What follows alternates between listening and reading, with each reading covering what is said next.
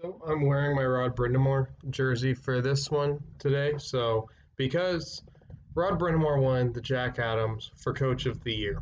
I mean, that's honestly an amazing compliment. I think in 3 years as head coach of the Hurricanes, he has already become the second best Hurricanes head coach in our franchise's history. Also, sorry, I'm recording in a hotel room now, so I'll also update you guys at the end when I'm done talking about Brind'Amour and Jack Adams, why the final Hurricane review of the season wasn't up. It does tie into me being in the hotel right now, but we'll get into that later because more important matters to discuss. Rod Brind'Amour winning the Jack Adams. Rod Brind'Amour has honestly been the Hurricanes franchise since he came in, day out, one of the hardest working players. He was the captain on this, worked his way up to becoming the captain on the Stanley Cup winning team, scoring some of the biggest goals of that run, whether it was the Ty Conklin turnover, the series winning goal against Buffalo in the Eastern Conference Finals to get us to the Stanley Cup Finals that year. He tied the game against Montreal in that pivotal game three that was the turning point for our playoff run.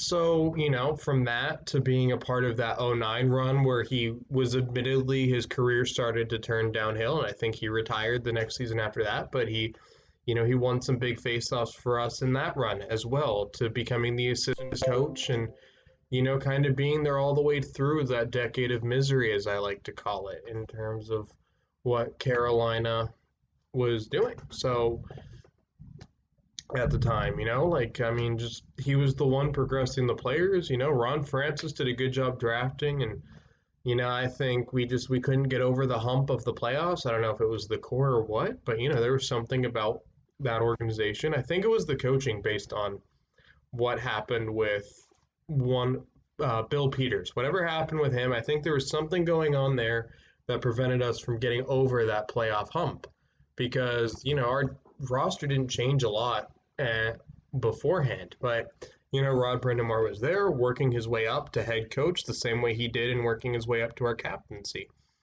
And then he gets the head coaching job.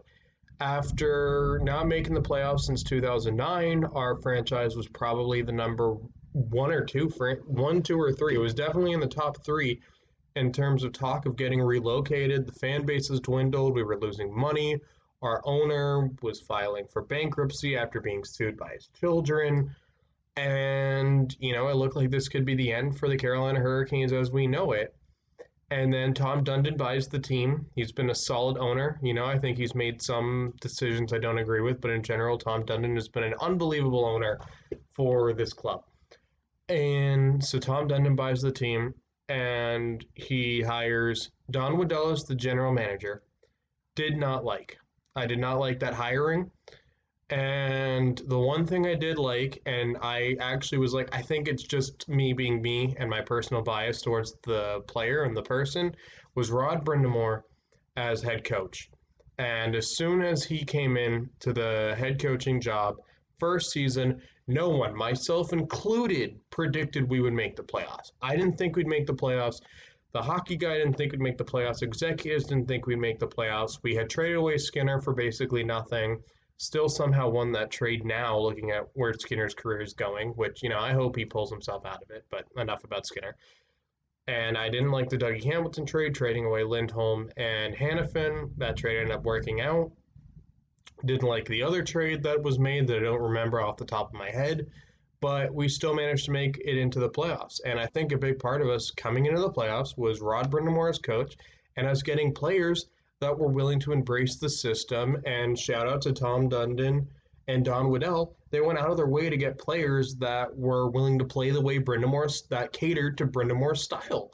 And they got rid of the guys that didn't. They got rid of Skinner because, my voice cracked there, but they got rid of Skinner because Skinner didn't gel with Brind'Amour. That's what I can assume. That's why we traded him for basically nothing. He just didn't fit into that scheme.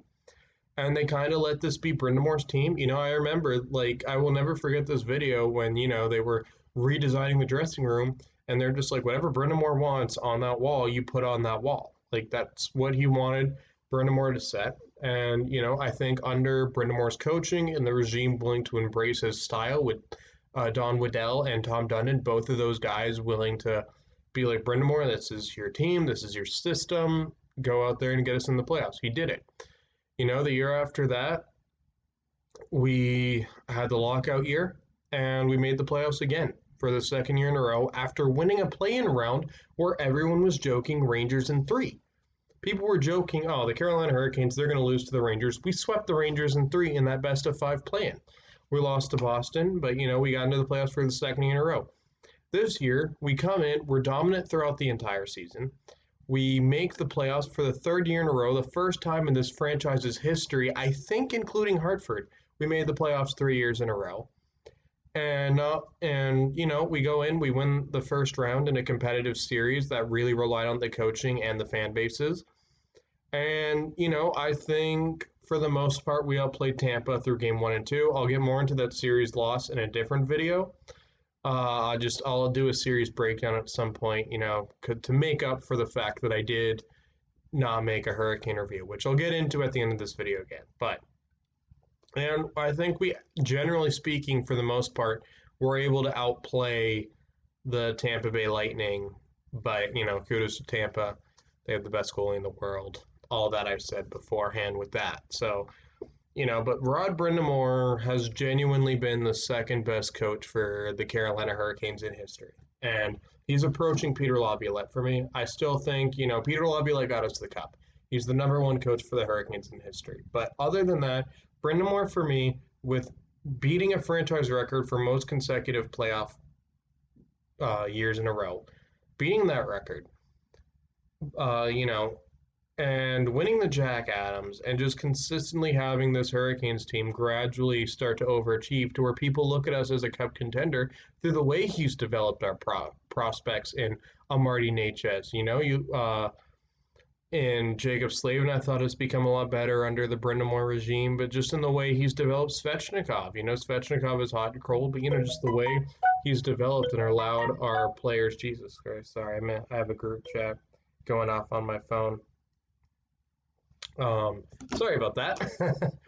But yeah, just honestly, it's astounding what he's done. And I think this Jack Adams award is overdue.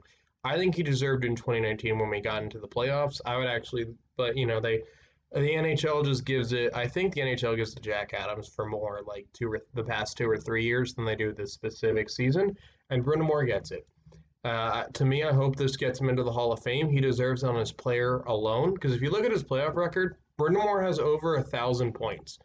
You know how many players in the NHL have gotten over 1,000 points? 91. That means Brind'Amour is in the top 100 players of all time in terms of points, and he's still not in the Hall of Fame. And he has a Stanley Cup. He has the clutch playoff moments to get that Stanley Cup, and he still doesn't have it. It's honestly astounding to me that he hasn't been inducted into the Hall of Fame, and this hopefully gets him into the Hall of Fame because Rod Brind'Amour deserves it.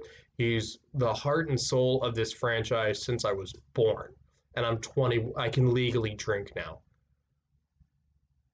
So yeah. All right. So now that I talked about Rod Brind'Amour, which is the bread and butter of this video, I do want to apologize for not making a Hurricane review for the final game of the Stanley Cup. It happened at the worst time for me. I was moving, and I just got busy with moving, to be honest with you. I'm finally able to sit down and record videos, but it was just I had to move out of the place I was staying at for a while, and now I'm kind of going to be living in a hotel for a few weeks. But I'll kind of do a video of a season summary of the Tampa Bay Lightning because I didn't watch the game, so I'm not going to comment on the game like I watched the whole thing. I'll watch a few clips of the game pretty soon and just give my general thoughts, kind of a mix of a Hurricane review - series review for that.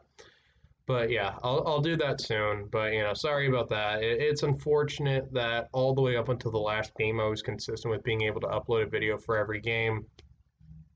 But that's life. I knew I probably wasn't going to be able to get every game, and it's admittedly hard to sit down and be like, all right, time to watch my team get eliminated from the playoffs. So that it's just the way it is.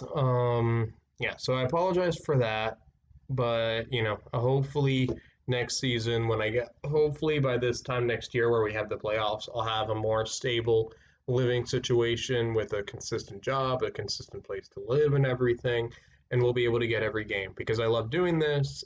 I love talking about hockey, And, the 30 people, the 30 plus people I watch my videos have become my friends that I can talk about hockey with. I can let it out. That's why I started this channel. So I do intend to continue making the channel. Don't worry about that. I mean, honestly, for the fact that I gained 30 plus subscribers, which is nothing in the grand scheme of YouTube, it actually means a lot to me that people are willing to sit down and watch me, some random guy, talk about hockey.